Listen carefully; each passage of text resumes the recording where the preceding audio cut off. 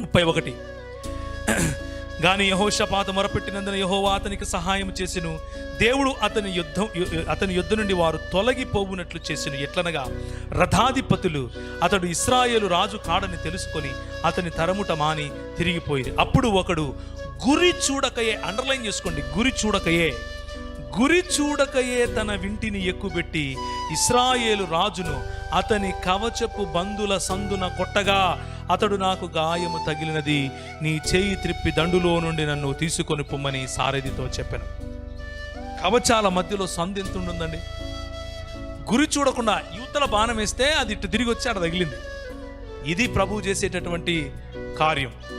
ఆయన కృపను ఆధారంగా చేసుకుని పర్వాలేదులే, దేవుడు మనోడు దేవుడే కదా, మన దేవుడే కదా, ఒక క్షమాపణ అట్లా పడేద్దాంలే అని అనుకుంటే, ఒకసారి అట్లా పడేస్తే దేవుడు వింటాడు కదా, మన ప్రభు మంచోడు కదా అన్నటువంటి ఆలోచనలో గనక మనం బ్రతికితే, ఆహాబు లాంటి ఆలోచనలో మనం బ్రతికితే, ప్రభు అంటాడు అది పరిపక్వత కాదు, పరిపక్వతలోకి నువ్వు ఎదిగినట్లు కాదు.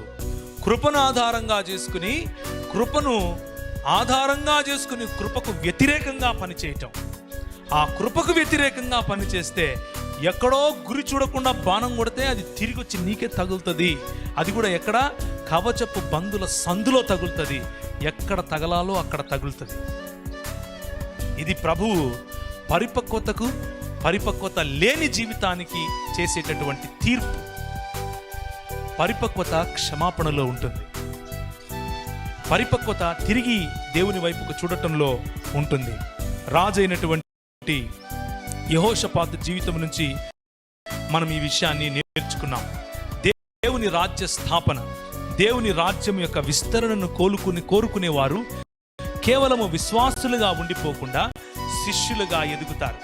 శిష్యులుగా ఎదిగిన వారు తమ సమయంలో కొంత భాగం, తమ ధనంలో కొంత భాగం కాకుండా తమ సమయము యావత్తు, తమ ధనం యావత్తు, తమ కుటుంబము యావత్తు, వారి ప్రతి కణము, ప్రతి ఆలోచన యేసుక్రీస్తు ప్రభువు యొక్క ప్రభుత్వమును ఈ ప్రపంచములో చాటడం కోసమే, నీ రాజ్యమొచ్చునుగాక అన్న ప్రార్థనతోనే జీవిస్తారు.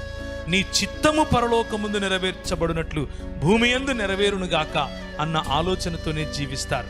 వారి కణములో, ప్రతి డిఎన్ఏలో, ప్రతి సబ్కాన్షియస్